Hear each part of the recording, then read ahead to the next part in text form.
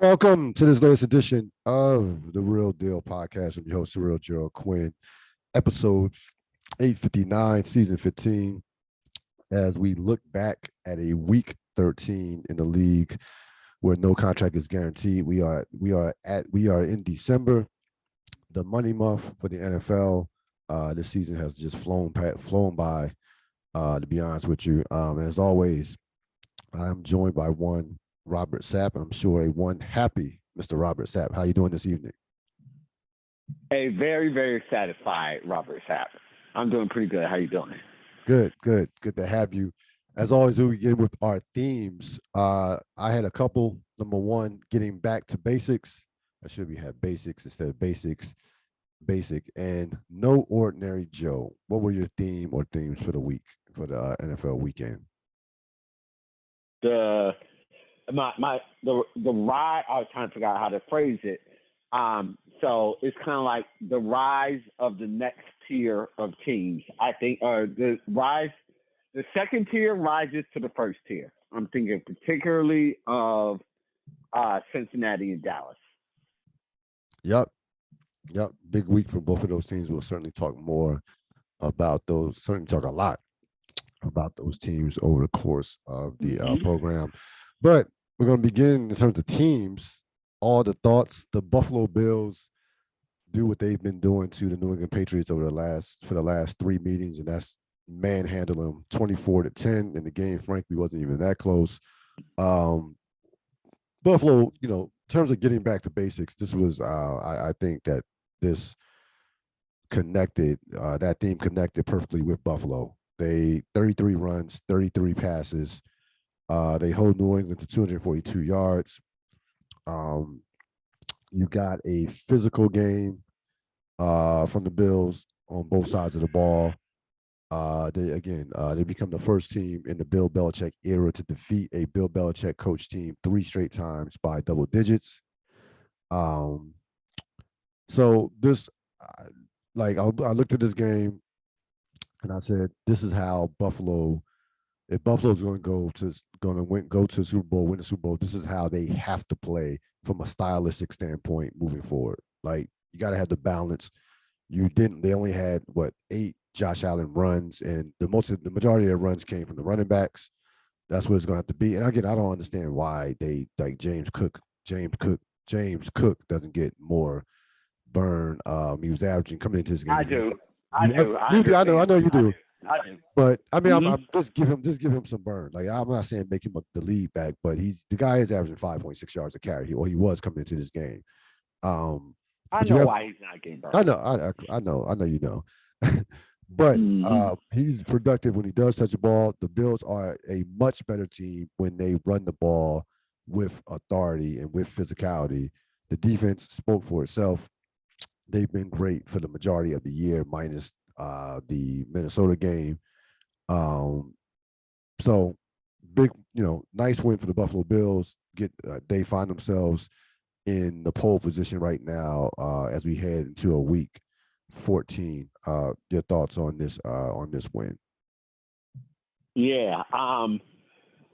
My immediate reaction after I called my brother and I said, I am so satisfied with this victory. The image that I have, or the anchor image in our parlance that I have in my head of that win is of us just straight choking the Patriots out. And so uh, I was thinking about it,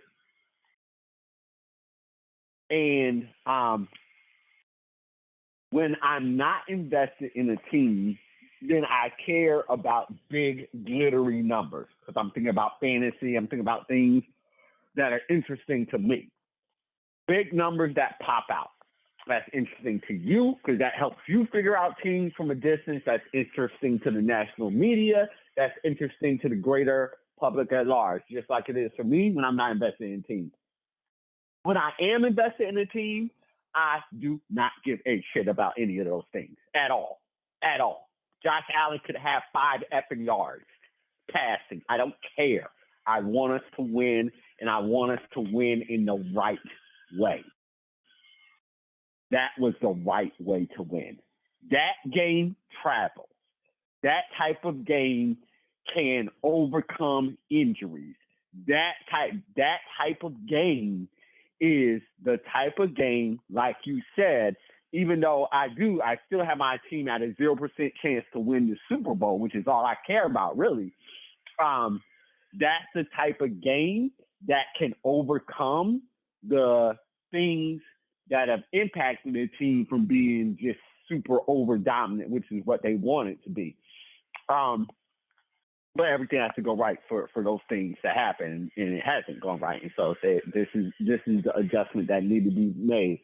You heard what I said last week. It was running the ball, and I saw it, and I saw a lot of it, and I saw it all quarters.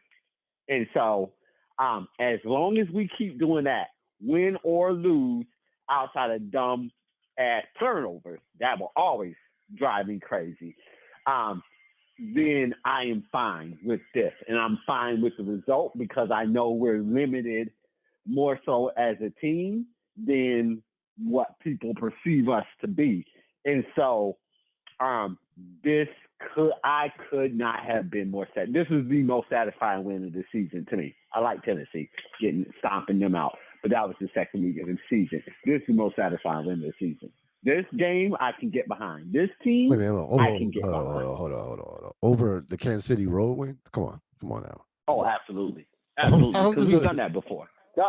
Ril, you can't tell me as a Bills fan which win is more satisfying. This one was more satisfying. Why? This is the Patriots, Ril. It is the Patriots. Yeah, but you're thinking big picture though. You have to beat. You don't want to beat the Patriots. No, I'm not thinking big picture. I'm not. Why? No. Why not? I'm not thinking big picture. I'll break it down. To you in please, every single way. Please. I told you that team that beat Kansas City no longer exists. That's not the team. So that game doesn't mean anything. I got you. Okay. This team right here is the team that can travel and can rumble, and that's what I needed to see. Furthermore, my ultimate point, I don't want Josh Allen throwing the ball 65 times a game. I don't want it. I never have. So that style of football doesn't make me happy. Of course, the win makes me happy, but that style of football, I'm not excited about. This style of football, I love for my team. I don't care how boring it is.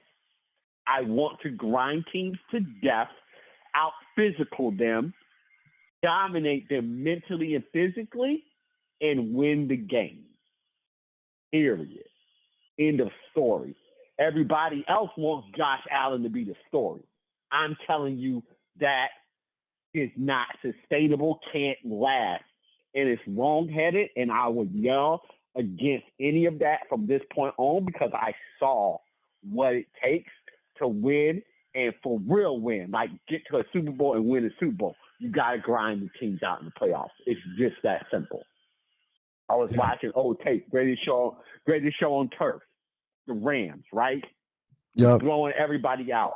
That NFC Championship game. What was that final score, Ril? You remember it? It was a very low, like 11-8, something like that. It was 11-9. 11-9. Mm-hmm. Well, 11-6 actually. It was 11-9. 11-6. Sorry. Yep. See? Yeah. I mean, it doesn't matter. And even to your point, even the Super Bowl was low scoring against Tennessee. Yeah. For the most, I mean, they had a bunch of yards. Yeah. You got. You gotta win more. You gotta have more than one way to win. That's it. Yeah, you gotta have more than one way to win. It's not even got to. Championship teams. Yes. Win more than one way. Period. In the story. Yeah. So if you only have one way, then it's there. That's why people are ringing alarm bells in Kansas City right now. Yeah, we'll get to them. Big time win for Buffalo. I could not have been more satisfied with that win. Could not have been more satisfied. Again, when you look at Buffalo, you are looking, and you're a Bills fan, of course, you're looking for physicality. Like when you've been at your best during this season, you've been the more physical team. You've beaten teams into submission, and that's why early in the season you were dominating teams in the second half because you made the adjustments after the first half, and also you just wore teams down mentally, even more so than physically, just mentally. But no, this game was like no, this was getting, like I said, getting back to basics. Again, the Bills are in lead the conference at 9-3, with of course with the tiebreaker over Kansas City. We'll talk more about Kansas City. And speaking of Kansas City, they were in the game of the week at Cincinnati for a really quickly before you jump to Kansas City. Let me say one more thing on the Bills when you're ready. Okay.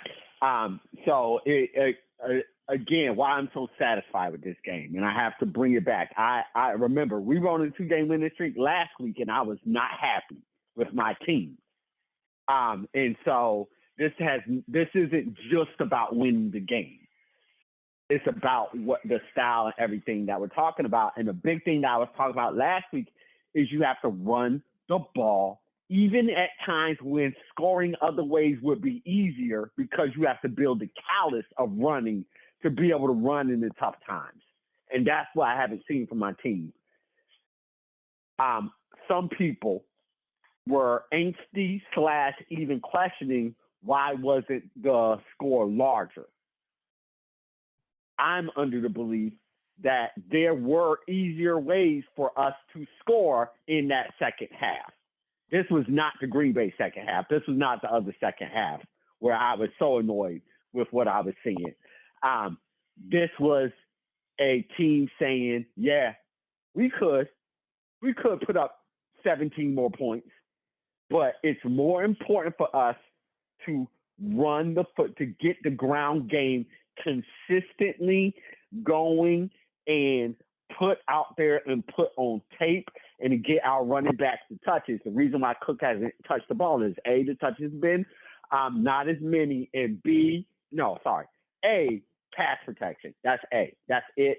That's pretty much it. And then B, limited opportunities for backs to touch the ball. That's why Cook hasn't had the ball that much. And what you saw, though, in the second half of this game is the continuation of giving them the ball.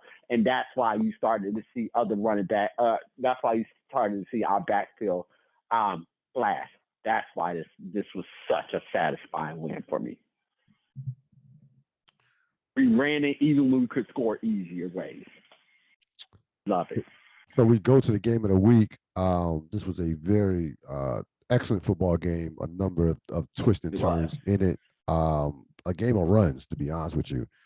The Bengals able to again get by Kansas City, edge Kansas City by 3 points, 27-24, the same exact score of the AFC Championship last year in Kansas City, when the Bengals came from way behind at half in the second half to win that game. Cincinnati is a complete offensive football team. I mean, there's just no two ways about it. They have completely transformed themselves within a season on how they're playing offensive football. They've fixed the pass protection to a certain extent. They have committed to running. They committed to running the football, to grinding it out when they have to. And I think that they are a team that can, frankly, get back to the Super Bowl. I'm honestly sky high on Cincinnati right now. The defensive coordinator will be a head coach next year. They Burrow, and they have a nuclear weapon for a quarterback. Burrow in his last 3 games against Kansas City is 8 touchdowns, just 1 interception. And again, defensively, they've held Kansas City to 3 points in the last 3 games, in the last 3 fourth quarters of these games. So right now, Cincinnati is a big problem in the AFC, and they're not coming. They're here. This was one of the more impressive wins of the season by a team. And I don't even think this is so much about Kansas City, though. I will bring up some things about Kansas City later on. This to me was about Cincinnati and looking at the team they were earlier in the season to the team that they are. And I'll connect them to Miami later on, to where Miami is not right now, but that'll be later on. But Cincinnati is a forget about it past being dangerous. They are a legit Super Bowl contender. What were your thoughts on this game? Yeah, fantastic game to watch. Thoroughly enjoyed watching this game. And not having to be so stressed as I am with the Buffalo games. I could just kind of like sit back and just watch these two teams slug it out with each other. I mean, Kansas City's the diamond in the crown jewel of the NFL, and so we just saw Cincinnati just slug it out with them and beat them. So if that doesn't make the statement, I don't know what else will make the statement that we're here. And so all stats, your Burrow stats, movies, everything, great. I wouldn't even need that. That last pass he threw. It's seared in my mind. What was it? It was like it was because it was the third down. It was a third and game, 11. Yeah, third and long. Yeah, third and 11. Yeah, third and 11. And then T. he Higgins zipped it in there. 3 defenders. No, I just was like, yo, that's sick. Just a sick throw. It's just sick. I don't know the other quarterback that makes that throw. I don't. That time of the game. Your guy can make that throw. So your guy can make that throw. No. I'm not talking about talent wise. I'm talking about guts. I'm talking about focus. Yeah. I'm talking about all the things. Yeah, no, I'm not talking about Mahomes. talent-wise. I mean, Mahomes. It's a short list to your point. But that's not even a Mahomes type throw. Mahomes doesn't like to throw in between 3. Mahomes, like you're right. Allen would make that throw. He would throw the interception. He has the gunslinger mentality.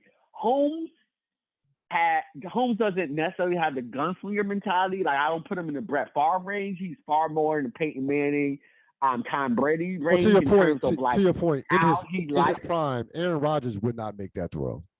To your point. Oh God, no. He wouldn't make that throw. Not to say he couldn't physically, but he would not make as a risk for interception. He would never risk that. Yeah, he would Yeah, and that's actually a more apt way to go. Because Aaron Rodgers evolved from them, Patrick Mahomes evolving off of Aaron Rodgers style and things like that.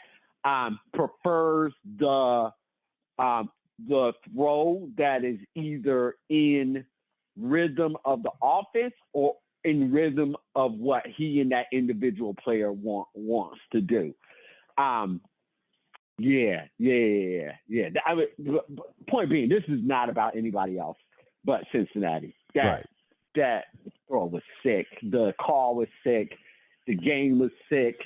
I actually like this game better than the other 2 matchups because it really was back and forth throughout the whole game.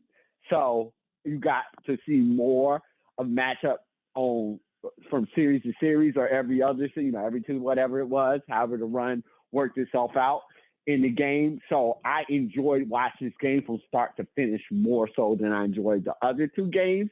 And like I said in the first one, this is part of my theme. As you said, Cincinnati is fully in the Super Bowl picture. They're here. No question.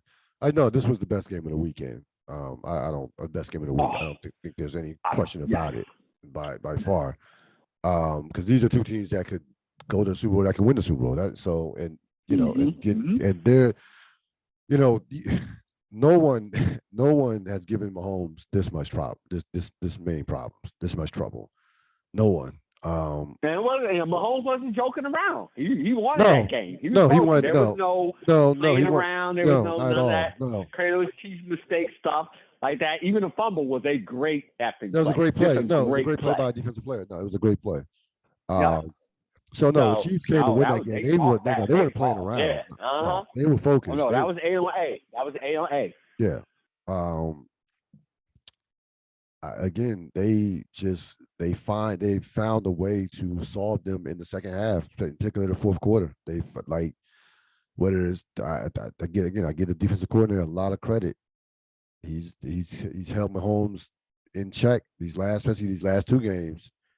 And even the second half of last year's game, late in the season, where Kansas City jumped on them big. They had a bunch of yards, but you look at those fourth quarter stats, they were non-existent offensively in the fourth quarter of that game. And last year's regular season, I think it was like 34-31.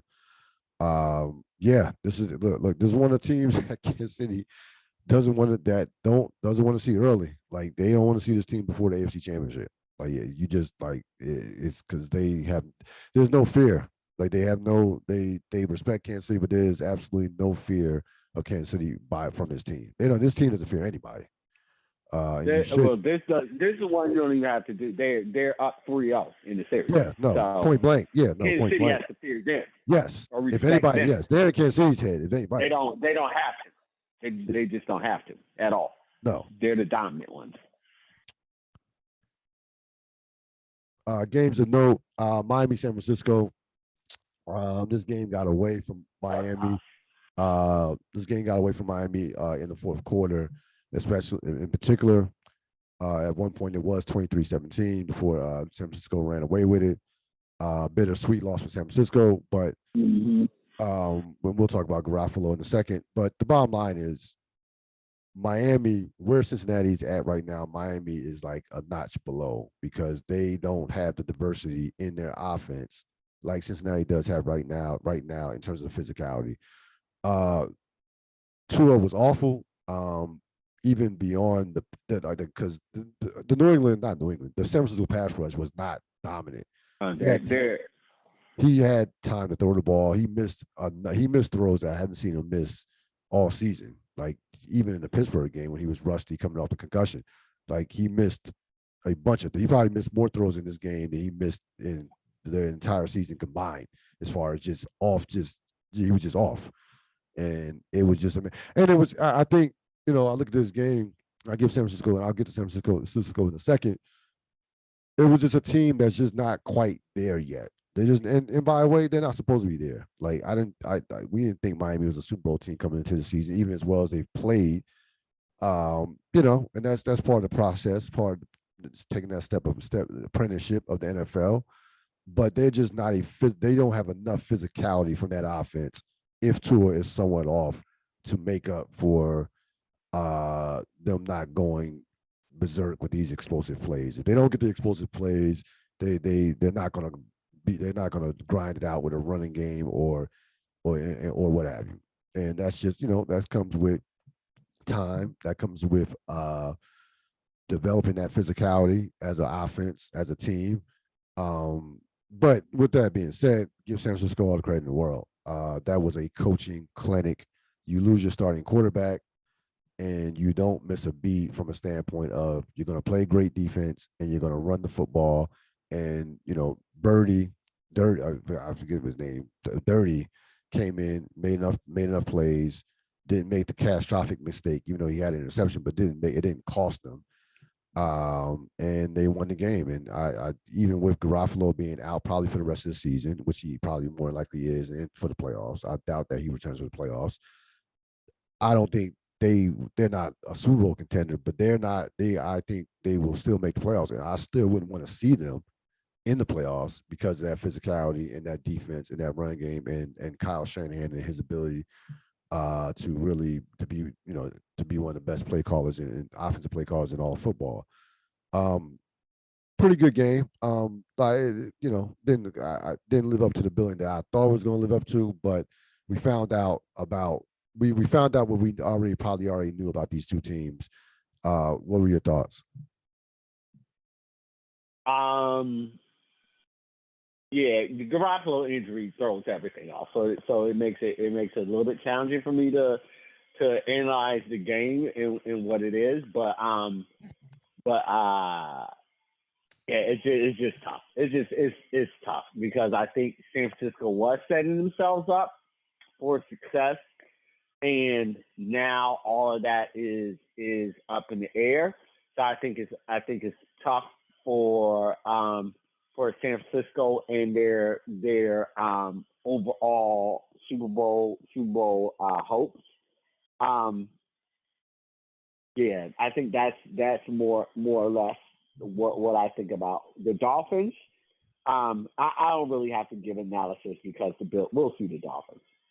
Bills will see the Dolphins, and that will be what it is. Minnesota, New York, the Jets, that is. Minnesota gets by 27-22. This is despite the fact that the Jets outgained Minnesota 486 to 287. They got down big in the game. The Jets played from behind the entire game. I have to say, again, and I'm not saying I'm completely sold on him, but I was very impressed with Mike White in this game because last week was the absolute honeymoon of honeymoons. You're playing against a bad team. You're coming off. You are the backup quarterback, who everybody loves when the starter gets benched. You come out, throw the ball all over the place, have a great win, play perfect. Everybody loves you. Now, week 2, there's more tape on you. You're on the road against a much better team. The team struggles, gets down a whole bunch of points, but the wheels didn't fall off. So I was actually impressed more by this performance by Mike White, despite the interceptions and despite the fact that he didn't finish the job by winning the game at the end. Probably was more impressed by White in this game than I was even last week when everything was going perfectly, because I want to see guys deal with adversity. I want to see what are you going to do when things are not going your way as a quarterback on the road against a good team, a playoff team. And I thought he held up rather well, to be honest with you. Like I said, the wheels didn't come off. And that game, the wheels easily could have came off. That game could have easily been 40-10. So I give him credit from that standpoint. For the Jets, even though I know they're trying to make the playoffs, if you're going to lose a game out of division, out of conference, doesn't hurt you from that standpoint. So you lose. So that's an interconference game. So the Jets will still have opportunities to make the playoffs. Again, we know I'm not. Minnesota does nothing for me whatsoever. They just don't. I understand the record is 10-2. They're going to win the division going away and make the playoffs. But Minnesota is just not. This is not a good football. They're not very good. Just not a very good football team to me. I just don't. They just don't do anything for me. They're such thing as a soft 10-2. They are a soft 10-2. What are your thoughts on this game? Yeah, I would take 10-2 in a heartbeat. Sure, no, I would too. That's fine. The Vikings are. I mean, like they're uber. The Vikings are uber talented. The Jets defense is uber talented. Their offense is not, and I would say that's what is the problem with Minnesota in terms of like their defense is not as talented, can't match the talent of the offense, and so that kind of like throws it off. And the same thing with the Jets. Jets are amazingly talented on defense. But their offense just isn't that talented. And so I think these two teams are good, but heavily flawed. Yes. Yeah. Yeah. Yeah, basically evenly matched teams. The only reason why Minnesota's record is better because Minnesota's in the worst division. So, yeah. I wouldn't go that far. Yeah, they are. Minnesota would not be 10-2 in the AFC. Minnesota's 10-2. The Jets is 7-5. Like right. That's a significant. 3 games. Yeah, they're not. I don't think they're not 3 games. They're not 3 games better than the Jets. I don't believe they're 3 games better. But anyway, that's neither here nor there. The Jets are historically bad on offense. The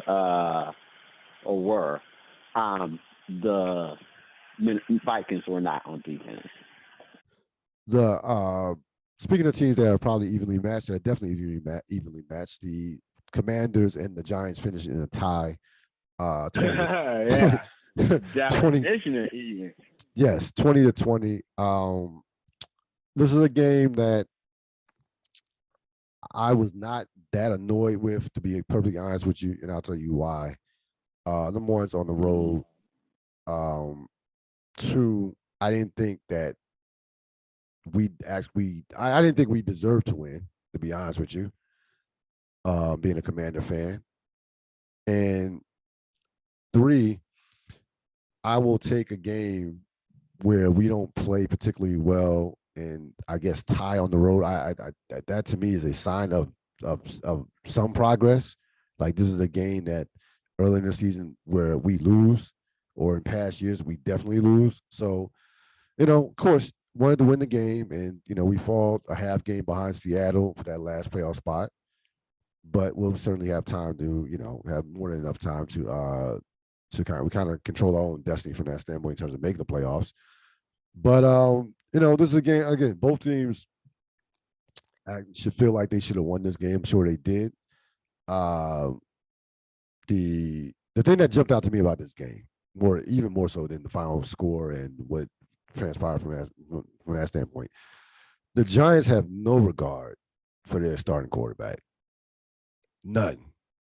Uh, some of the design runs, it's like Daniel Jones is not like 5'10", 180. He's 6'5", 230 pounds listed.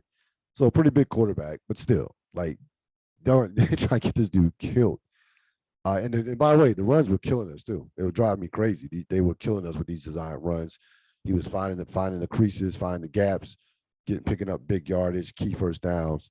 So it was working, but I like, man, you that is something that's just not like, built to last. And I really don't think, and I think you mentioned this earlier in the season during the podcast. I don't think they care. I think if he were to get hurt, he'd be like, oh, I was okay, gonna say, yeah. Why are we saving things? Yeah, what we say, yeah. What's going on? What? Like what? Why are we concerned? I don't get it. They have no regard for Daniel Jones. They're like, look, dude, do whatever it takes for us to win. And basically, what they're doing, they're basically sacrificing him to save Saquon Barkley. That's what they're doing. And it's worked. Up at this point, it's worked. The Giants are, are 7-4-1 in the playoff hunt. I'm not mad at that. I'm not mad. I'm not even criticizing. I'm not. This is just my observation. I'm not mad at all. They're not a talented team all around. The Giants are. They're doing it. They are clearly overachieving. Even a staunch Giant fan will tell you that, or should tell you that. But these two teams will see each other in another week. Washington has a bye on December 18th, which will be a game that has been moved to prime time, Sunday night. Mm-hmm. So moving on up for the Commanders. But again, this was a game where I just, as a fan, I was just like, it probably ended the way it should have ended. I didn't like, yeah, sure, I want to win, but it's like we didn't necessarily deserve to win, per se. So these two teams are, but with that being said, I mean, these two teams are heads and shoulders below Philadelphia and Dallas. It's just not, that goes with like it's different levels. Yeah. Which is fine. I mean, it is what it is. That's just the reality of the situation. But December 18th should be very interesting. And I think that I'll be honest with you. I think that's going to be an elimination game.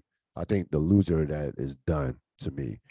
And that whoever loses that game, it will be done in terms of making the playoffs. Maybe not mathematically, but just in terms of the way the schedule is, and just I don't see them when you do tie that, that leaves you much less room for error, especially with these tiebreakers and things that have you in the NFC.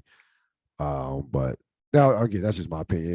I could be wrong, but I have a feeling that next week's game on the 18th will be an elimination game. What are your thoughts on this game?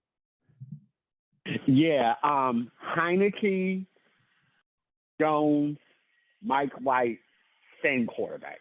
I think Mike White has more throwing talent. To be honest with you, I like. They're all the same. They're all whatever, real. They're all, like I said, they can stylistically do things differently, but I'm talking about their ceilings and their floors. Yeah. Okay. Same. Gotcha. Same. Yep. The point. Same. Mm-hmm. They can get workman-like wins. And that's the part, like, it was so interesting. That was what was so interesting, watching these two teams play each other to a draw for me. Was like watching Jones and Heineke try their hardest. They were trying their hardest, and their teams were trying their hardest with them. The fact of the matter with both the Commanders and the Giants is you don't have enough flash players to even be introduced into the conversation right now. You need more talent before we can even evaluate. But what I will say is the individual coaching staff are coaching their asses off for every win, and the players are playing their asses off for every win. If we could transport a spirit like that over to, let's say, Green Bay, right? Like a Green Bay team, now we got something. But alas, Green Bay doesn't have that. The Redskins and the Giants have that, which is why their records are surprising to a lot of us, but should be encouraging to each of the individual fan bases in terms of where their teams are going and how their coaching staffs are managing those situations. You're in the middle of it. The Giants are getting used to it.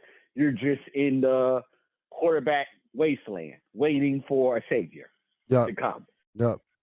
Yeah. I mean, listen, Heineke and Jones are good stopgaps. That's the best. They are serviceable starters at best. And they're perfect. If you're a Commanders fan, you're worried more because your coaching staff is more senior. So how did we arrive to this Heineke thing so very late? We know Snyder, blah, blah, blah. We know. Yeah. So if you're a Commanders fan, you're just more concerned because your Commanders are the Commanders. But for the Giants, at the very least, this is a brand new head coach turning this thing around. So this is what he did in his first. So you're excited to see, hey, maybe if we get a guy in there some way, somehow, where we can go. Or if we get some more players that flash on the offense with Daniel Jones and Saquon Barkley. Right. Could we what be can happen? if I'm the Giants, could we be Tennessee of the NFC light? Now here's what I will say.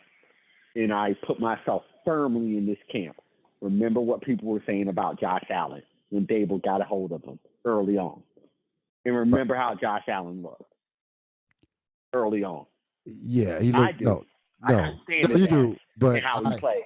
No, it wasn't good. But no, I'm just saying it has become very, very clear to me that Dable was the one who had complete control of the offense and Josh Allen's mind. It has become very clear to me. My respect for Dable grows every freaking day. So I'm just saying, remember how Josh Allen was. Remember what people were saying about Josh Allen. It is similar. And now think about Daniel Jones. It's similar. I think we might have a sleeping giant in the head coach that is Dable. I think we might. Well, I don't think we might have like Vrabel. I don't think the sleeping giant anymore. He coached his ass off this year. I think the guy he coached. Like there's always to it. The man can coach. Yeah, but then I think then we need to chill on the Daniel Jones thing. Well, I think he can coach his ass off. I think we need to chill. I think we need to give him 3 years. It took him 3 with Josh. Yeah, no, to your point, I completely agree with you. I mean, we've seen the ceiling complete for Taylor Heineke. He's not getting any better. Daniel Jones can get better. No. Daniel Jones, yes. I agree. I agree with that. But Daniel Jones can get better. Yeah. All right, the deep dive. 2 big-time injuries took place with 2 prominent quarterbacks whose teams have playoff and Super Bowl aspirations. One is a short-term, will have short-term ramifications. The other will have, to me, short and long-term ramifications.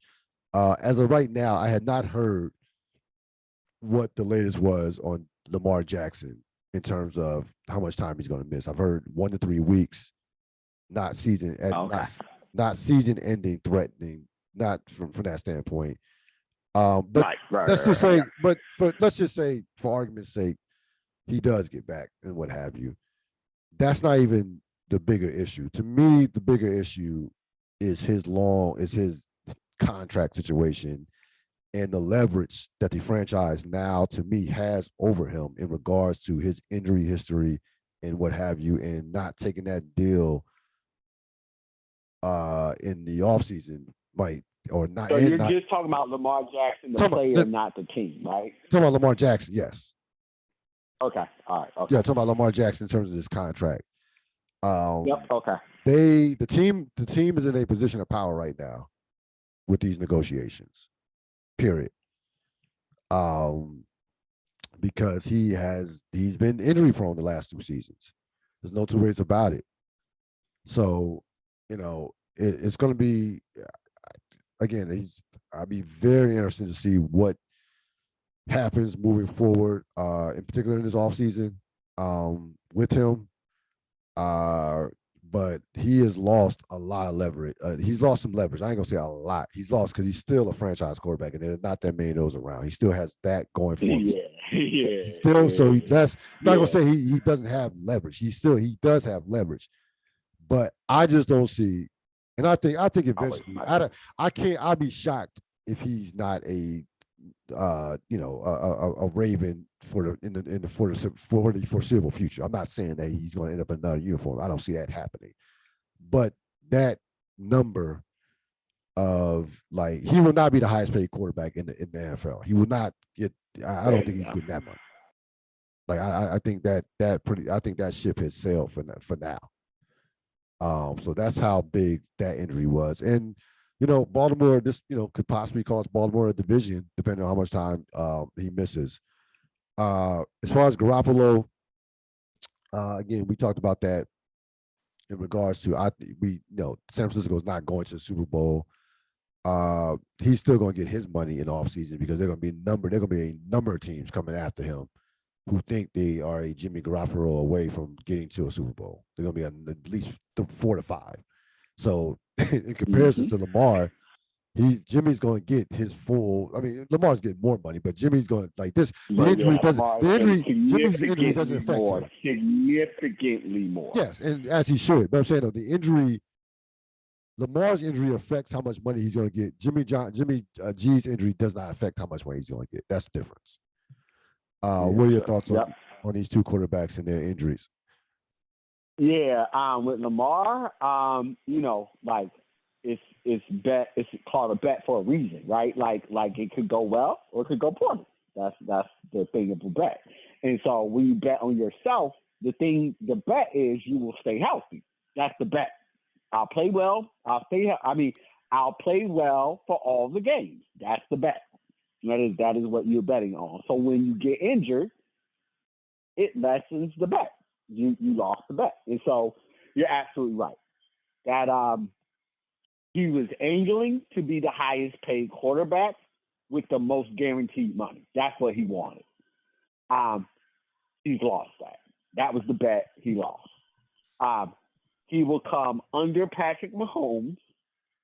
He will be at Deshaun Watson, but it will be not all guaranteed, with some incentives or some checks and balances about the injuries. Yeah. That is my assessment of the situation right now. Yeah. But you're absolutely right. What he was angling for, he lost that bet with the injuries. He did. Oh, and Garoppolo, it just effing sucks. I mean, like, sure, next year, fine, whatever.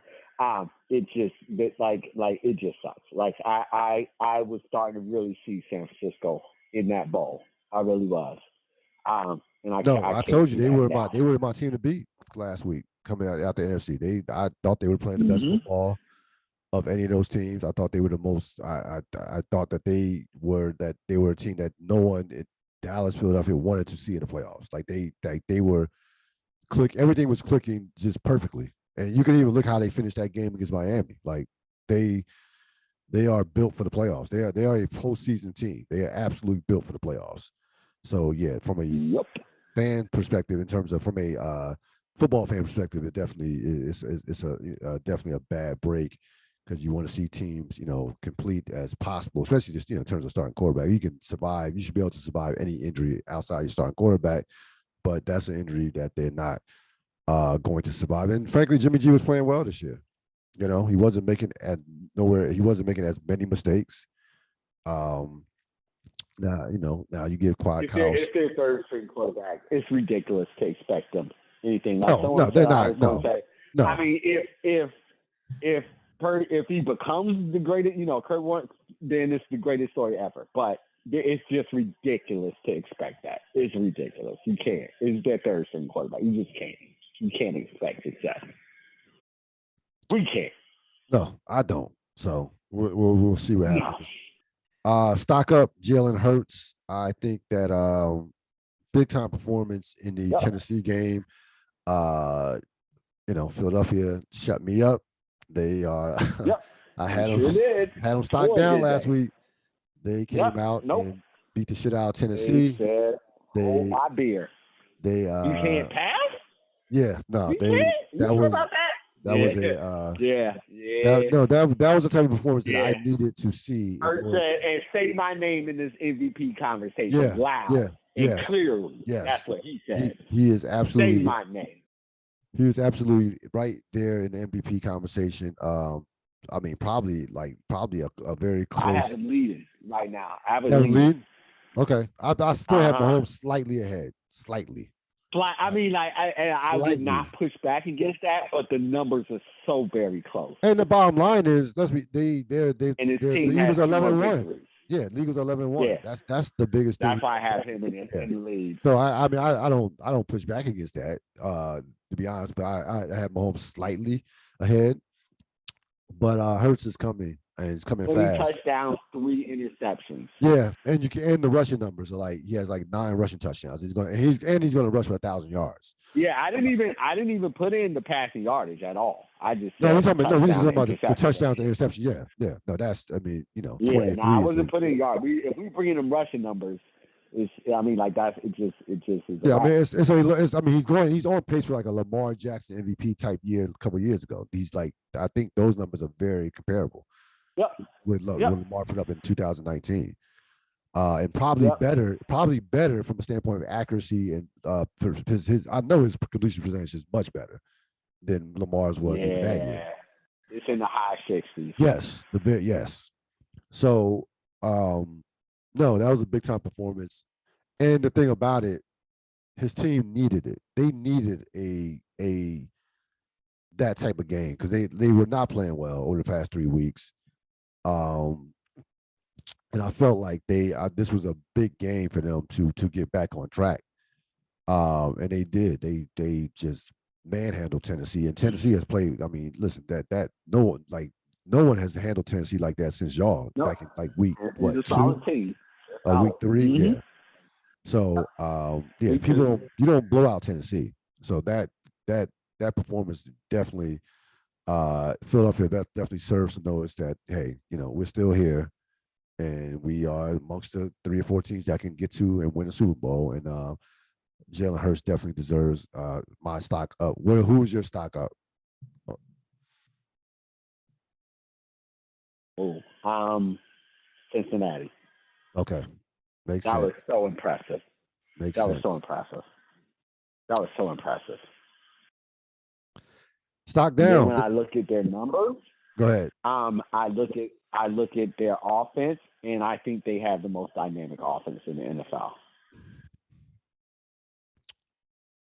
With That Chase, thing is ready to explode. yeah. It the funny thing about it, I think Chase being out probably was a blessing in the sky because they had to figure some they had to diversify the offense. They had to go to something else. So that actually helped them. And they You look at their receivers versus Kansas City's receivers. they're Their much better. Oh, it's targets. not even comparison. It's just so much more balanced and just oh my God, they're dangerous. No, it's not a comparison. Their receivers are far superior. Like, yeah, they have Kansas City has Kelsey, but once you get past that, then it's not like no, it's not even close. Like their receivers are just much better. Like Boyd and Higgins and yeah, like I mean, you basically healthy Chase and Kelsey, you basically cancel each other out. But the depth is the running games are basically the same from that standpoint. Kansas City has a much better offensive line, But in terms of weapons, like no, on the receivers, it's not even that. That's not even close. Like they're those guys are they're scary. It's a scary. Like they and the thing about it is he does not. We see this with a lot of quarterbacks with number one receivers. He doesn't just like he'll go to other receivers. Like he doesn't just he doesn't zero in on Chase when Chase is a healthy Chase. He doesn't. Like he will go to Higgins. He'll go to Boyd, the tight end. Either one of the tight ends. He'll go to mixing out the backfield or Perrine out the backfield. Like he spreads the ball around. So no, that receiving core is serious, and like to your point, Cincinnati is a problem. Stock down. I have the Chiefs, Problem. and I have the Chiefs stock down because we on this program on this podcast hold the Chiefs to a very very high standard, right? They have been the gold standard in the league for the past 5 years, and but right now right now, there is not that same healthy fear of the Kansas City Chiefs that we've seen in the past, say 2 to 3 years. There's just not. Buffalo feels like they can beat them. Cincinnati knows that they can beat them. Tennessee has no fear of them. So that's three teams right there in within the conference who think that they can beat Kansas City. And I'm sure Dallas and Philadelphia feel like if they get to the Super Bowl that they can beat them if they were to get to the Super Bowl. And the reason for this is listen, this is not even this is not folks. This is not even anti Kansas City. This is kind of like what we were talking about last week with the direction of the league right now. Once and you made a great point about post Belichick, post Brady. There's just not that dominant team, that uber dominant team all around. And Kansas City is we have the most confidence in them in a big game because they've been there so many times, 4 straight conference championships, a couple of Super Bowls, and have probably the best player in the sport, or second best player in the sport when Aaron Donald's healthy. But there are other teams. These other teams are coming. These other teams are here. They're not coming. They're here, and they do not. They kind of remind me. I guess when now Golden State wouldn't be a good one. You see a team that's dominant for a while, and then we see this in sports. It happens in sports all the time. Eventually, what goes up must come down somewhat. So, like this is how the NFL works. And teams have gotten hip to what Kansas City is doing, and the talent. They lost some pieces again. We Tyreek Hill, and the defense is not. Defense is okay. You know what the comp is for Kansas City? I was thinking about another sport as you were talking about the Atlanta Braves. Bam! There you go. There you go. There you go. That's perfect. That's a perfect one. Perfect. Yes, absolutely. Always going to be amongst the contenders. Had their one championship, but no one was ever afraid of the Braves. Exactly. So yes, no one was ever afraid of them. But the epitome of continuity, Bobby Cox, the pitching staff, what have you, was always going to be there. They're always going to be in the middle, in the mix. But no one was afraid of them. And the talent, what they do well, they do really well, and the talent in those positions is overwhelming. Like they have overwhelming talent. Yes. At the key positions of what they do well. But their holes are just so glaring and obvious and easy to attack. And Andy Reid's Andy Reid. And will always be Andy Reid. Yeah.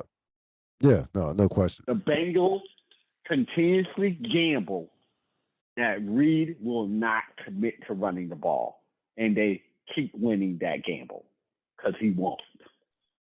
He just will not. Yeah, I mean they tried to run it. They tried to run it. Yep, but they should have ran it more. They should have ran it more. That you have to keep on doing it. That's they should have ran it more. Like they had about 100 and I'm gonna look up now. They had about 134 yards running, but they should have probably had like 180 in that game. I'm pretty sure they had like over like 134 Let me look it up now. They had 138 on 25 attempts. They should have had like 160 on say 35 attempts. So that's fine, but here's my breakdown of it. Like every single, and this is why I'm saying what I'm saying. Every single time, 3-man front, you run that damn ball. They did no, not. so they're lot no. of the time. So Cincinnati, a lot of the time, they didn't do a lot of 3-man. They didn't do a lot of 3-man front that game though. No. That's why I said this game was more enjoyable because the teams were mixing and matching the entire game. Right. What I'm saying is every single time you see that 3-man front, you run the ball. Yep. Every single time. Yep. It should be no questions asked. You stop seeing 3-man fronts, you do that. But the gamble is he won't do it. That's why you only do a 3-man front. Is to protect against the pass. That's the whole entire point of this whole thing. And the gamble is the other coach won't run the ball because it's so obvious to run the ball. So it is a legit gamble. You're saying, I don't think he will do it. Yep. And he continuously is right with Andy Reid. Yep. No, defense. Listen, give the defensive coordinator give that dude a lot of credit because he, like I said, he's been winning these battles in that second half, in particular the fourth quarter. So I had the Chiefs for stock down. Who did you have for stock down? I think the team that has to take a bit of a hit is the Dolphins. Okay, they were second on my list. Yep. Actually, I think they have to take a hit. Yep. Mm-hmm. Makes sense. I mean, just that's why last week we talked, I was like, we got to win that game. We have to. There's just no choice because they see they win that game. They could have been in first of the entire conference. Yes. They would have been first of the entire conference. From pole position in your division, hosting a home to fifth. Yeah. So, I mean, the result is what the result is. Yeah, that was a big game. No, that was a huge game. It was big. It was big. That game. The way it worked out, everything worked out perfectly for the Bills this week. The way it worked out. Yeah. Questions for Sap. That's why with the Dolphins, that's why you have to win that game. Yeah. I got some more on the Dolphins later on. Yeah. No, without question, you have So, considering the circumstances, you have to win. When you don't win that game, you have to take a hit. That's why they're running back. That's why they're not quite there yet. You literally went from division lead to fifth in the conference. Right. Or they sixth. Yeah.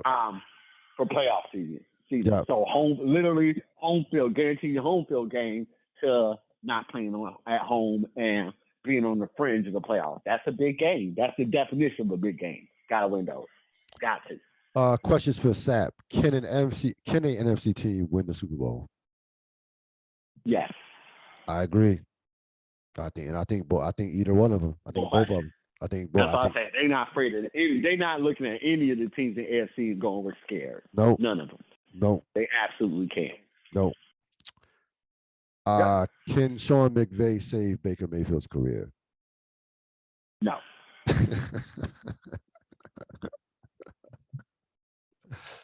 I agree with that too. No. No.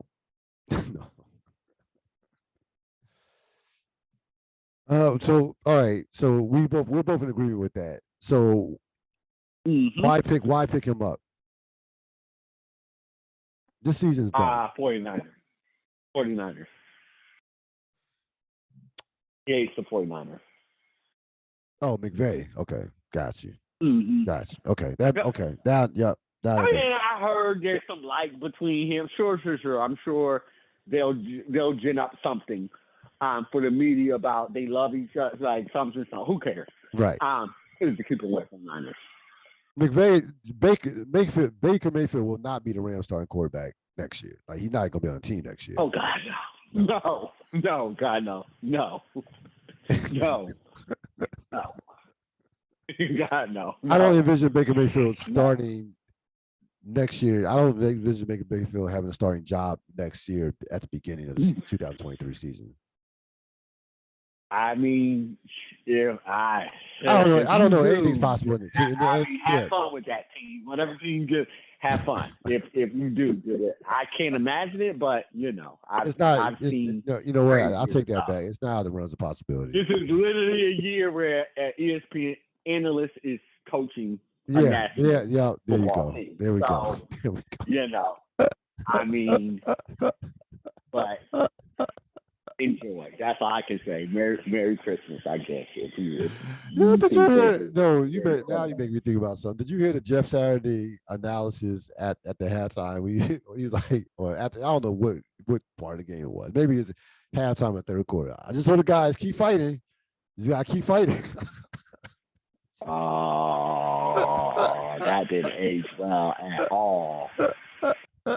At all. Literally, my comment during that game was, "This is exactly what it looks like when one team quits and the other team is still playing."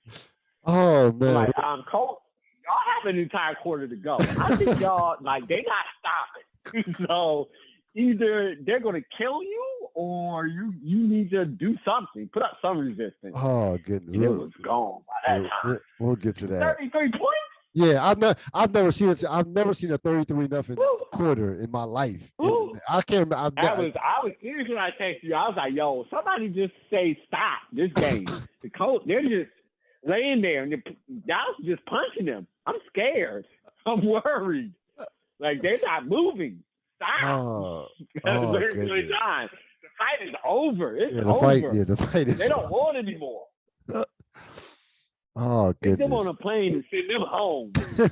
You proved your point, Dallas. Let them please. Ooh, I was uncomfortable at a certain point in time. I felt bad for Matt Ryan. None of us wanted to. I didn't want to be watching it. He didn't want to be playing. None of us wanted to be there. All right, who won the week? I think clearly to me, I mean, Cincinnati could have been in this category, but I think the Buffalo Bills. I think you win the game. You are back in first place in the conference, not only your division in the conference, and your division rivals both lose. Now they did lose Von Miller. That's a big loss, huge loss. Yeah, that's a big loss. We went on. I mean, we were. It was. It's not a surprise. It's not a shock. Nobody was very hopeful. No. And you are deep. And you are deep at the defensive line. You are deep at that. I mean, it's a horrible loss, and that's. Then you move on. It just he's gone for the season. But we were pretty certain that when the knee injury happened, and then you move on, which is why again wins like that are so important. The way we won is so important. But in spite of that, our defense can't be on the field as long as it could have been if everybody was in their positions. I think the Bills win the week. Again, in terms of just like you said, how big the win was. From how you won the game, we talked about that, and now you are control your own destiny for the AFC playoffs. That's all you want. That shit was so wild because in Bills land there was a checklist, and I was like, I can't see all this happening, right? Like Miami had to lose to 49ers, and then Kansas after we beat New England, and then Kansas City had to lose to Cincinnati, right? And so, as the checklist is happening, I really felt confident. When I was like, Butler, we're gonna do this. Butler is going to miss this field goal. And so, yeah. I mean, that's all you. Oh, so no. I'm glad you bring that. I actually forgot. No, I'm glad you bring that up because I'm so glad you bring that up. So, a Buckner 55-yard field goal versus going for it with Patrick Mahomes on 4th and 5. Did you I don't Come on, what are we doing here? 55? You missed it. So I mean, But I mean, even beforehand, you have Patrick Mahomes. Like, do you trust Buckner more than Patrick Mahomes from that standpoint? I mean, this is a weird one because Reed. Of course, Reed trusts Patrick Mahomes. Of course, no, but that's Reed what, also trusts right, Buck. But he also absolutely I've watched Buckner just destroy the Bills from right. forever all over the place. Yeah, he's made some some big hits. So He made one. he trusts both of them. You can't ever be like Reed's not going to trust Mahomes to do something. But like I did say, Andy Reid is Andy Reid, and those end of the game scenarios have always been an issue for him in his illustrious career. So I can see where you can question just Andy Reid's decision making, but it's definitely not because he doesn't trust Patrick Mahomes to make 5 yards. Who knows what was going through his mind in there, but it wasn't that. Yeah, no, that's a rough one, man. 55 yards. I'm glad he did it. I'm glad he did it. Yeah, no, it worked out perfectly for y'all. Biggest disappointment I had Miami. You cannot lose a game in which we're talking about playoff seeding. We're talking about division leading. You can't lose that game when the other team's starting quarterback goes out. Like you just that is a game that you can't lose. Like you got a gift. You're playing against a third string quarterback. You at that point you clearly had the better team. So that was very, very immature loss for the Dolphins. Tua did look tight in that game. Like I said, he spraying the ball all over the place. This is a guy who I feel like pound for pound is the most accurate quarterback in the league. I think he's gotten to that point. Like he puts the ball wherever he wants to put it. And he had been playing prior to this game. He had been playing the best football in his career and some of the best football in the league. How well he was throwing the ball. Listen, look, he hasn't played in a lot of big games as a pro. We know what he did at Alabama, of course. He lived in big games, but this is of course this is the NFL. But so he looked tight. Looked like the moment was too big for him. It happens. We've seen it happen to guys a lot better than Tua over the course of NFL history. So he'll learn. I still like him as a quarterback. Of course, would love to have him on my team, of course. But yeah, Miami. This was an immature loss of Miami. This was a loss that showed me that they are not quite there yet. So they get my biggest disappointment of the week. Who'd you have? For disappointment? Yes, biggest disappointment. Wow. I guess then if it's different from back down, then I'm gonna go. It's the Colts. Okay, no, wrong. I got it bigger. Just sorry. I'm disappointed in myself because, however I structured that Sunday, I was left watching the Baltimore Colts versus the Denver Broncos, and I literally gave up. Why'd you do that to yourself? Oh my goodness. That's why I'm. That's why I'm disappointed. Oh God. Oh my. Woo. And I really talked myself into I was like, all right, you should do something differently. This game is horrible. Yeah. This is horrible. Yeah. But then I'm like, but you're a football fan. You should be able to endure. Yo, I did real. I literally said this out loud to myself. Nobody around me. I was just like, life's too short. You think? Yo. There's no reason to torture yourself. There just isn't. Those two teams. Why are you doing this? Oh man, those two offenses. It was brutal. It was brutal. God. It was brutal. It was just brutal. It was brutal. It was just brutal. Woo. It was brutal. It was brutal. It was brutal. It was no fun. It was just no fun. Oh man. No fun. So yeah, I'll claim the disappointment. Okay. Week 14 preview. Jets at Buffalo. Buffalo tries to return a favor from a couple weeks ago. There we go. Mike White instead of Zach Wilson, of course. What are your thoughts on this game? Big time divisional game for both teams. Turnovers, and the big thing is for the Bills side, turnovers getting close to the end zone. Points are going to be at a premium in this game. It just is. The Jets defense is just that good. Yes. It's just facts. And so and White will give us opportunities at Yep. the ball, as Mhm. Josh will give them opportunities at the ball. And so it's not only just securing the turnover, but it's going to be how close you can get it to the end zone. That's going to be what decides this game. Who run? It'll be a tough, close, physical It will, AFC game. I'm going to go 2017 Bills. yeah, I think this game comes down to simply, unless there's just a bunch of turnovers and it gets crazy. I think you could look at you could just look at the box scores, and if the team that wins the rushing battle will win this game. That to me will be the deciding factor in this game. The team that wins that battle.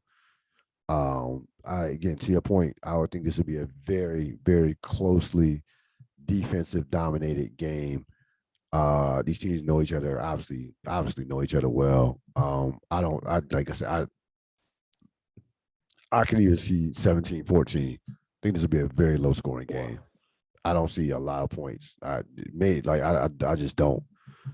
Um, so again, I think whoever wins the rushing battle will win this game.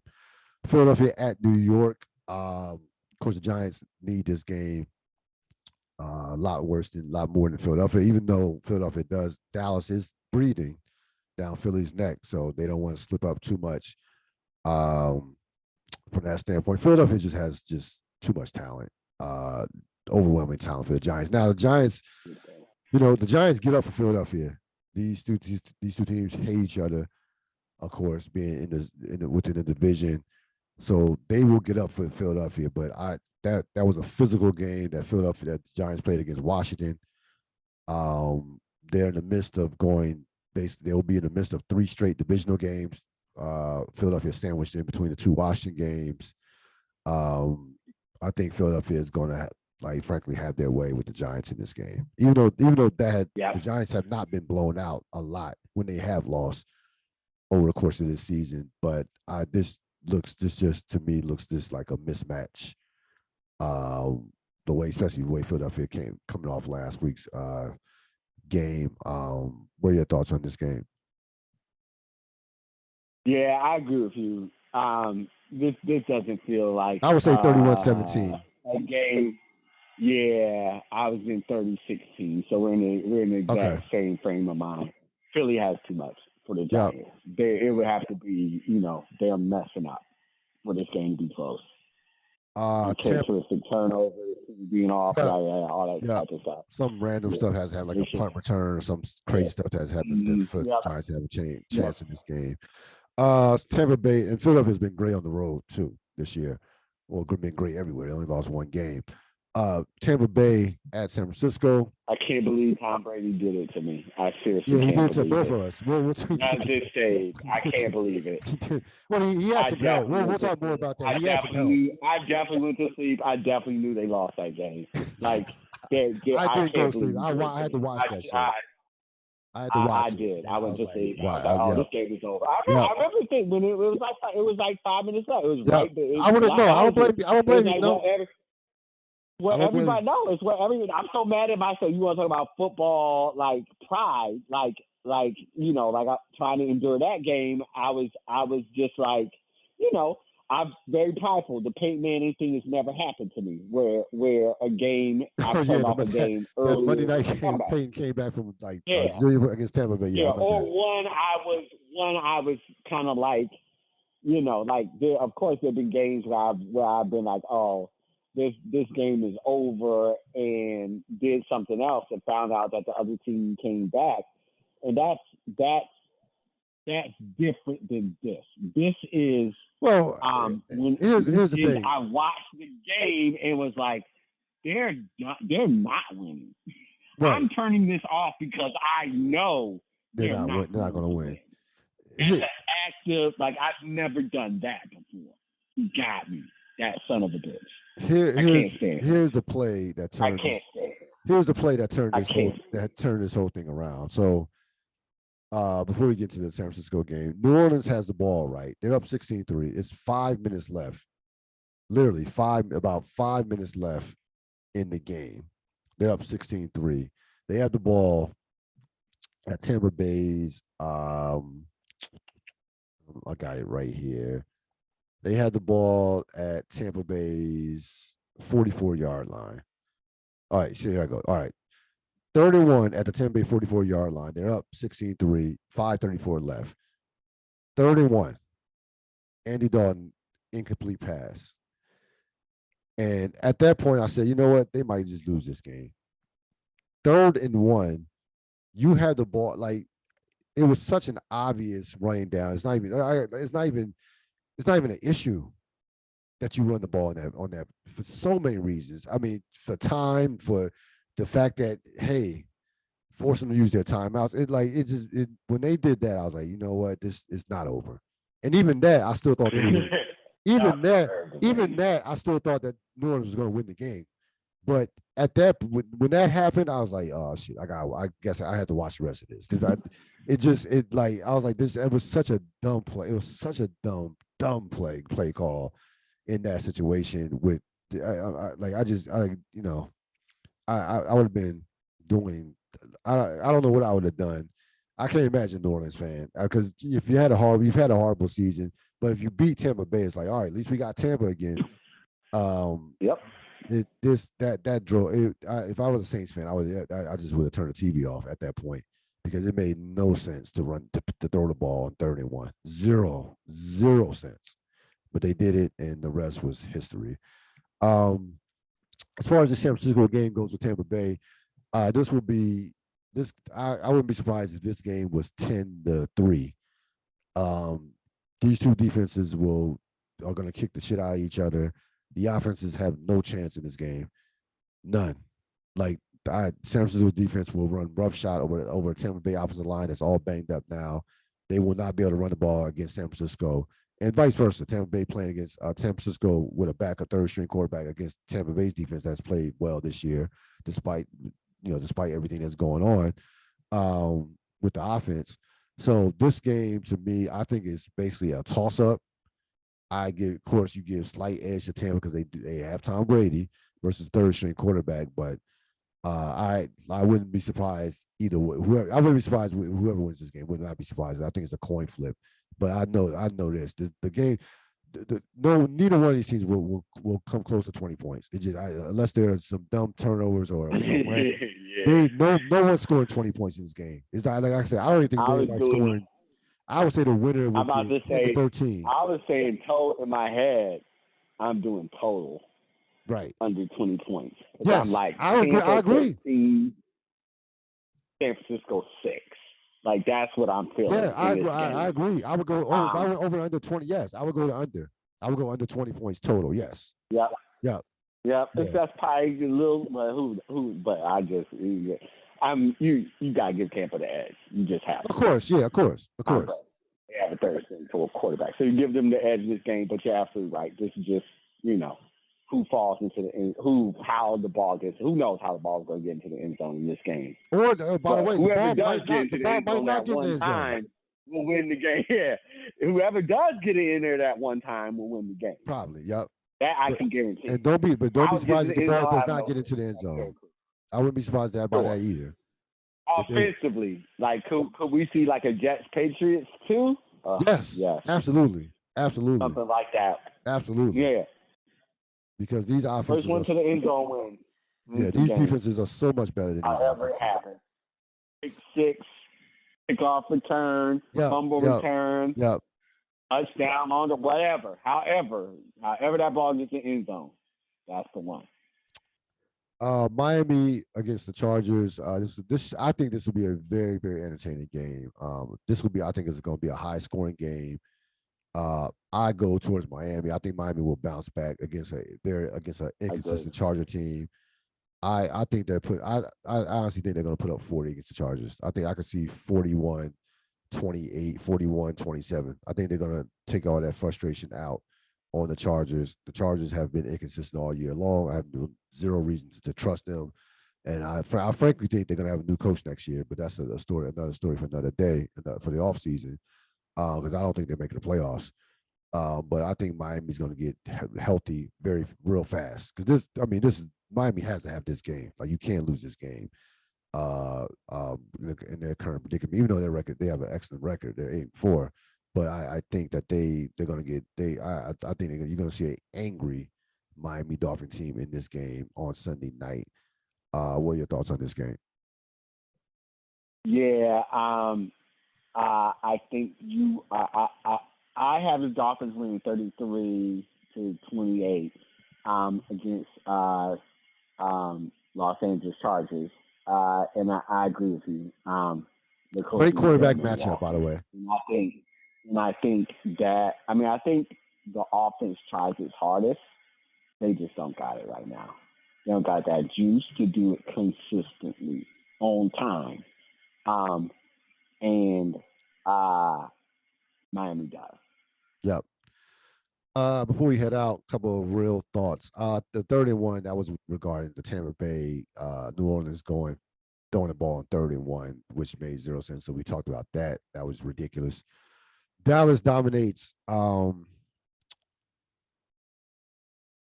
Dallas is a major problem, and the scary thing is they're actually doing things that make sense on even with not signing OBJ.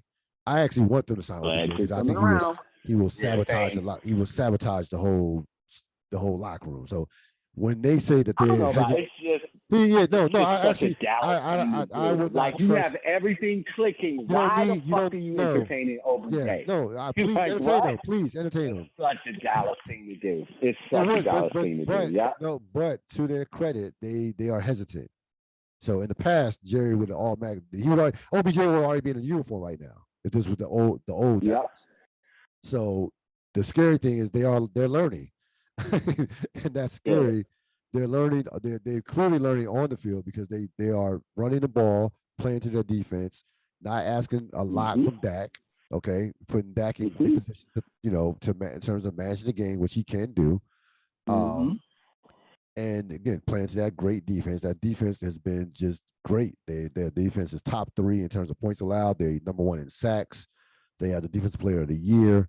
Though the Anthony Brown loss will be a big loss though at the cornerback. Don't disregard that. That he had been playing well this year.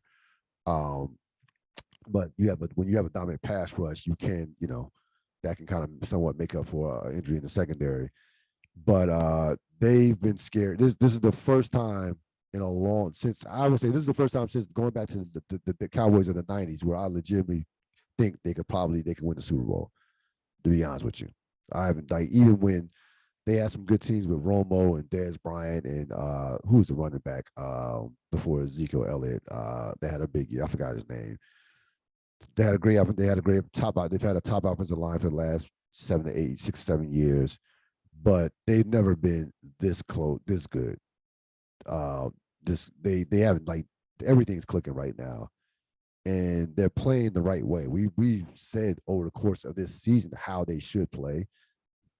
Dominate and that's off the line of scrimmage. You dominate with the running game, play with your pass rush, make it easy on your quarterback, put him in positions where he can make decisions with one-on-one coverage, which you have to do.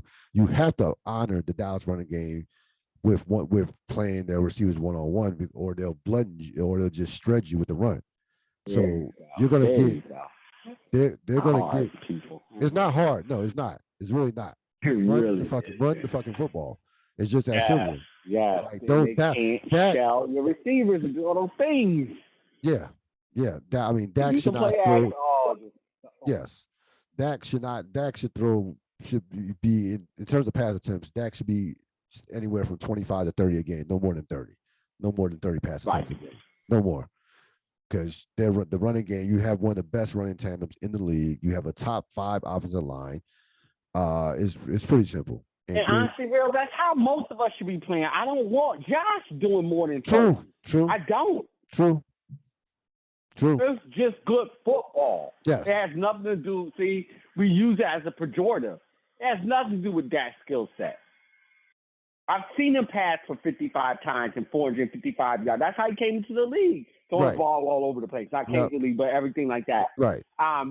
No, this is winning football. It's not winning. Yes. It's not putting up the best statistical numbers. No.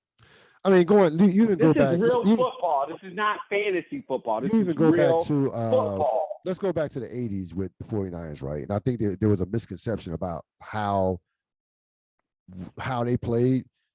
The reality situation is they were a very balanced team. They believed in Bill Walsh had philosophy. He believed in 250 Roger yards. Craig, Tom Yes. Rathman. Oh yeah, yeah. He believed in 250 yards passing, 150 yards rushing.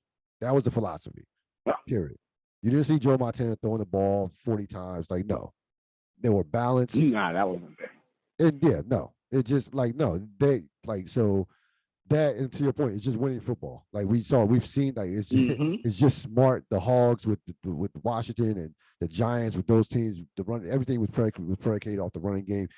It's not hard. It really is not hard especially when you have a dominant the Patriots and Tom Brady effed up the game because the secret sauce to their success was not replicable because Brady's so great.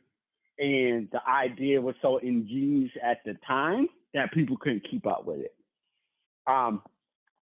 The league before then, if anybody remembers Al Davis just winning baby and what he liked to do, vertical passing game, the league back then was about big chunk plays. That's what was needed to win. That was the value of the quarterback that could get you the chunk plays or the athlete that gets you those chunk plays through the passing game. Then Bill Walsh came along, and then he had his West Coast team going, but that wasn't something that a lot of teams could mimic as well without certain instructors involved. But what the Patriots were able to do with Tom Brady was to say, damn that long passing vertical game. Damn that. What we're going to do is we're going to execute at such a level that we will purposely, on purpose, intentionally go 80 yards in 12 plays. That's the design of our offense. We want that. We want 15 play drive. We want everything like that. And so they started doing that, and they started doing that with regular success. And so now we get into the new age of what people want to do.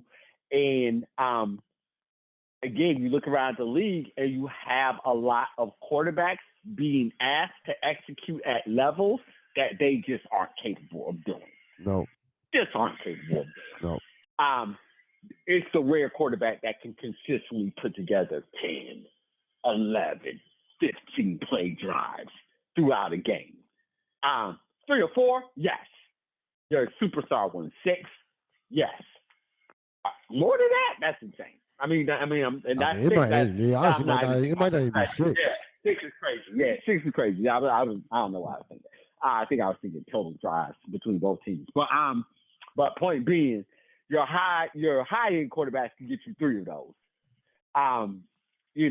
Brady was just executing at like an 80-90% level. It's something psychotic. So frankly, it's just the like quarterbacks that. Don't want to play that way. They don't want to play that way. No, they don't want to play that way. No, they don't want to play. You see the Mahomes and the Allens and the Herberts, and they're always breaking out of offensive constraints, going like, no, I just want to throw the ball like as deep. That's why I said, that Bengals quarterback. I'm blanking because we just named so many. Burrow. That pass is just sick. That's just him being sick, being crazy. Nobody throws that. You can know him. He throws that pass. So it's just like, and that's leading me to one other thing. When you're talking about Kansas City, we're back to being normal good before the Patriots. This is what normal good feels like. Yeah. Like this is what it was. You're good. You're great for a few years, and then you're figuring it out. Yeah. And then you might get back to something, or everybody might go away, and then you'll suck for the next 10 years. And then you'll figure it out again. Like that was the normal flow of it. This 20-year dominance of just being in the AFC, being in the conference or the Super Bowl every year was that what? No. But that became the expectation. That's what people were starting to be judged on. And it's just, I remember Patrick Mahomes coming in. Everybody's like, how many Super Bowls are you going to win? 5, 4, 5. I'm like, what? We Right. can't Yep. start with Yeah. 4 rings. That's insane. Yeah. No. What? No. 2 is hell to get. Is a damn near impossible. Well, we've For a seen great quarterback. we've seen two generational dynasties that we will never see again. Right. So we go back to the 80s, saw the 49ers. And the reason why that happened is that one of the greatest coaches of all time and two of the greatest quarterbacks of all time, right? So you need two Hall of Fame quarterbacks and one of the greatest offensive mind of all time for that to happen, right? And with the Patriots, greatest quarterback of all time and one of the greatest coaches of all time. That those combinations just don't. That's the chemistry. Yeah, That's the chemistry. that's not Yep. that's not replicable. Nope. It's not. It's not. Nope. What you Sure have in is. Andy Reid and Mahomes is all time great, and then struggling, right? Like Yeah. to be dominant. You know what I'm saying? These are two all time greats. Look, a Super Bowl and 4 conference championships. That's great. No, that's great. That's great. I'll take that. They're great. Yeah, I'll take that. But that's what I'm saying. It's regular great. The Patriots messed it up with that shit. It's like what they pulled. That's great. And that's great. That is that. Yes. Yeah. And that's what I'm saying. It's just like the team. It's a spot. We can no longer no ghost to Tom Brady, no ghost to Peyton. Get that out of everybody. Get that out of their head. Aspire to be as great as you can be in your team in this time period. Now. Right. I mean, I think that the thing about just be consistent. That's the thing. Just be consistent. Don't be 14-3 one year and 7-9 and 7-10 the next year. Be consistent. Like people constantly knock on the door. Constantly be knocking on the door. You know, you're getting back to what we said about the Braves. You will take what the Braves had, like, because they were always there. You'll take that in 2022. Mm-hmm. Just be always knocking on the door, being in the playoffs every year, and eventually you'll knock the door down. But just be consistent. That's what I want out of my franchise. Be consistent. Coach Prime. So Deion Sanders leaves Jackson State after 3 years, a bunch of success. They, SWAC championships, FCA championships, what have you. Well, I actually think they lost the FCA championship last year. But anyway, he's completely just turned that program around, got it national attention, were able to pull some top flight recruits, took the guy from the cornerback from Florida State last year, who was a top flight recruit, and really put Jackson State on the map. In a way that it hadn't been since, I would say, even going back to when Walter Payton was playing. He leaves for Colorado, $5 million a year versus making $300,000 a year. You do the math on that one. SWAC versus Pac-12. You do the math on that one. He does what coaches normally do. They go to one job and they have a lot of success and go to a better one. But in the case of Deion Sanders, he's receiving backlash from people saying that, calling him a sellout, not going to the best, choosing one of the worst schools, not going to one of the best schools like Ohio State, something like that, over a top flight, SWAC school like that he's made, Jackson State. I have a bunch of stuff on this. What were your thoughts on the response to Deion Sanders leaving Jackson State for Colorado? Some people might not be old enough to remember things, but I am. Here's my first thought when it comes to Deion Sanders. Must be the money. He did an entire video. Yes. Deion Sanders. I remember.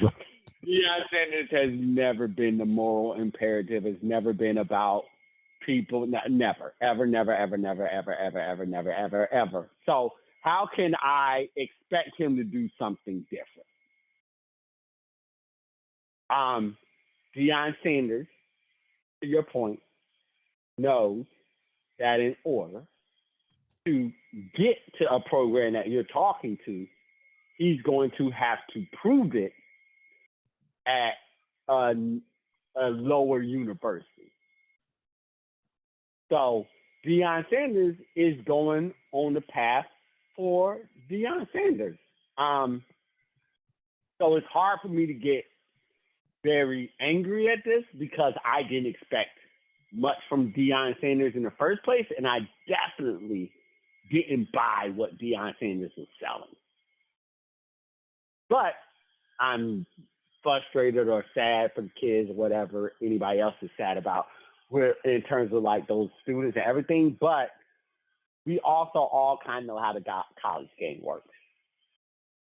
So I think that Dion did exactly what Dion did exactly what I thought Dion would do in this situation.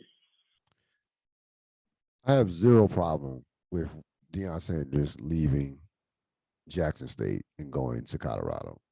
So, first of all, I never expected Deion Sanders to be at Jackson State for 10 years, for 5 years for that matter.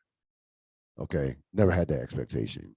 What he did at that program was nothing short of a miracle in what he made that program in such a short amount of time. So he deserves a lot of credit for that.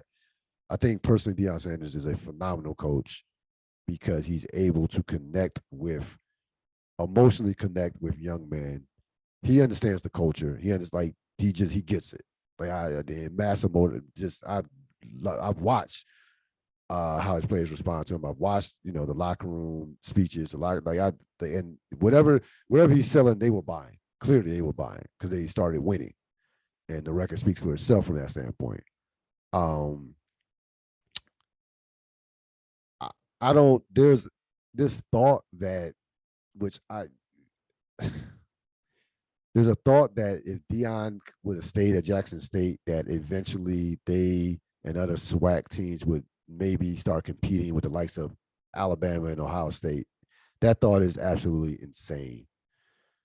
But Real, here's the point. He brought that up. He would say things like that. No, that's fine. No, that's fine. No, I understand that. But so that's why. Yeah, I'm asking. I understand. He said that was his goal. I get a real impassioned defense of Deion, which is different from Deion will do what Deion does. You're giving an impassioned defense of him. Which is why I'm like, this is the bigger conversation to this, even that's bigger than Deion Sanders, is the lack of support for HBCUs, right? So sure. But that's if you're someone who's complaining about Deion Sanders leaving, my question to you is, if you are somebody who graduated from HBCU, what are you doing? And if you're not someone who's giving money, who's donating, then I don't want to hear from you. I'm sorry. And if you are, then hats off to you. You're doing what you should be doing in terms of that support, in terms of being supportive of HBCU. Deion's leaving because, first of all, Colorado is a way better job than Jackson State will ever be. The resource, they're in the Pac-12, the resources, that's not even debatable. And I don't think people realize this. Well, you should if you follow college football. The amount of racism that you see in the NFL when it comes to the coaches ranks, it goes right through. It also exists in the college ranks. Like, blacks are not getting top jobs. So to your point, we mentioned earlier, Deion Sanders has to go through a Jackson State, and then he has to go through a dormant program like Colorado, which in the early '90s, going back to Cordell Stewart, Bill McCartney had some big time years. So that you can win there. It's not an unwinnable program. He can turn that program around to a certain extent, I believe, and I think he will. But he has to. He's not going to. He can't. He's not holding out. And like Deion Sanders, they're not going to name Deion Sanders the head coach of a blue blood. That's just not going to happen. Even coming off the success that he had at Jackson State, so he understands that, and I think it's actually a perfect job for him to take, building up his. That won't be his last job. That won't to me be his. Colorado won't be his last college coaching job. I think he'll have success there and go to the next stop. But I'm not, again, I didn't expect Deion to stay Jackson State if he had success. I don't think we should not be surprised by this. And the bottom line is, no individual can reverse an entire, system that has been designed for 150 years for the likes of Ohio State, Alabama's, Penn States, those teams, those blue bloods, those Michigans that have dominated, it wasn't going to happen. Like Deion could have stayed at, like, it just wasn't. Like Jackson State, yeah, sure, they would have had some more television. They would have got some more, ESPN would make their one appearance a year at a college game day. And they got, you'll see some people watching Jackson State, some swag. Cool. There was a ceiling. There was a ceiling. And I think Deion knew that there was a ceiling. So, took the money. And more importantly, took a better job. That's it. That's all there is to it. It's just Colorado's a much, much better job. So I don't, again, I just don't have a problem with the move. Again, the bigger issue is, if you want Jackson State, if you want SWAC, those jobs to become better jobs, support HBCUs. It's just, I mean, that's it. I like that. That's all there is to it. So those are my thoughts on that. And he leaves that program in a great place. He leaves that program better than it's ever been. Whoever takes that job is walking into a program that's could go in, can go into that program ready to run, so to speak. They don't have to rebuild the program. We talked earlier about the Washington New York Giants being flexed into Sunday night Week 15. That to me will be an elimination game. Indeed, that will be in FedEx in Maryland. And I think the loser of that game will not make the playoffs. That's my opinion. That's my opinion. So, and rightfully so. That game should be a divisional rival against two pretty good teams. The game should have been flexed into the Sunday night game. As we head into, we're in December, but as we head to the last part of this season, what are you looking for these last couple of weeks? I like your word consistency. Got you. That's what I'm looking for. That's why, if you're doing power ranking, you have to put the Eagles at the top because they've been the most consistent over the entire season. Yes. And so that's what you like, for example, every game the Bills play is a must-win game. And it's not like, must-win, are we going to be in and out of the playoffs? But it's must-win for the number one seed. It's must-win for the division, right? And so a lot of teams are in that similar. So you're going to have to summon up your best consistent football at this time of year. That's what I'm looking to see. This is the time to put a win streak together. This is where it counts. So, yeah, stack them. Now you got to stack them. You're going to be going up against your division. You got to win. You're going to be playing for seeding. You got to win. All these games you have to win. It does not matter the opponent or the record. You have to win. So you have to play your consistent best against everyone in a variety of different venues and under different conditions as well. So who you are as a team, what you built, the foundation you built, needs to be rock solid now in order to show that consistency. That will let me know how good teams are or aren't over these next, 3 weeks.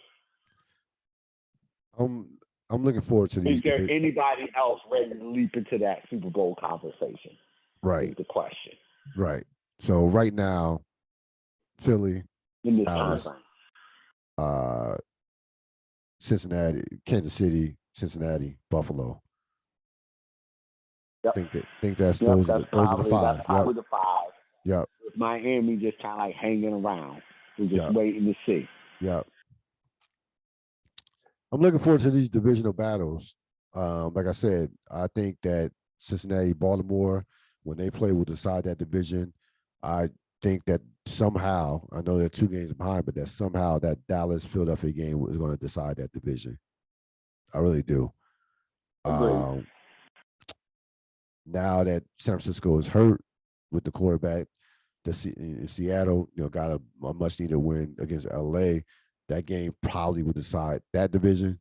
So, and of course, your division speaks for itself. You have a couple of big divisional games course, one coming up this week, Miami. and the Miami one. Miami. That Miami one will decide that division. Miami. It will decide the division. Yes. It is for the division. Yeah. So the divisional battles are what I'm looking at for the month that old school 90s fun. Yeah, for the month of December. Yeah, oh yeah. That Buffalo, Miami. I said Miami slugging it out. Yeah. So it's gonna be a lot of fun. No dominant team. Playoffs are gonna be wild. And if we're lucky, Dallas, Philadelphia conference championship, Buffalo, Kansas City, or Kansas. I have one more thing I'm looking forward to. I'm still waiting on that game that I'm not personally connected to that has that like rewatchability, like there have been good games this year. Right. But I was going back through the NFL, like I was looking back through the weeks and seeing if there's any games to look at one day when I was bored. And it was just like, nah, not really. Like I saw the games, they were good, but it's like, it's nothing that is just like, oh, like when, I go back and watch that Kansas City, Rams game when Goff and Mahomes. Oh yeah. 51, 48. Like right. Yeah. It's like seeing like or the Manning, Dallas game when they went back and forth. Yeah.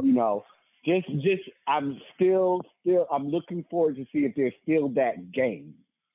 I think Philly, I Dallas. Can't watch the 13-second game over and over again, but I'm sure other people can enjoy that game.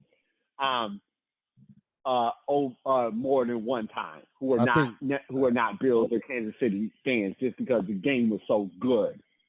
I think Philly Dallas has that. That's potential. what I'm looking for. I think that has that potential. Philly Dallas. Yeah. I hope it's for all of them. I hope it's for all the things. I really do. Yeah, because those teams are headed like on a collision course. Yeah. And they're uber talented. Those are very just teams that are oozing with talent. So that could be. I think that could be the one where you had no emotional attachment to. Especially if it's for the division. I hope it's for the division. I really did. And for the number one, it'll be. Listen, it'll be if it's for the division, it's gonna be for the probably for the number one seed. For the number one seed, yeah. Yeah, because they both beat Minnesota. What you're saying, Philly just drops one more game, right? So they both go in there 10-2, right? Like that would be the bet or whatever in 2. Right. That would be because it would be then. It would be for you're right, Minnesota. And if Minnesota loses, right. I expect Minnesota to lose one more game. Right. Yeah. So let's say Philly has 2 losses. Minnesota's on the fringe too. I give them respect. Minnesota's on the fringe too. As a Super Bowl contender, no. They're on the fringe at 10-2. I give them respect. No. I don't respect Minnesota at all. You are what your record says you are. Sure. It works both ways. Sure. They're a classic regular season team. I've seen this movie 1,000 times before. They are a classic, overachieving regular season team that will get stopped in the playoffs. I have no regard for Minnesota. None. I just don't. They take advantage of Green Bay's being Green Bay this year. Cool, good job by them. They'll make the playoffs, of course, but I have no regards to Minnesota. Because I've watched them get stomped by Philadelphia and Dallas, like stomped.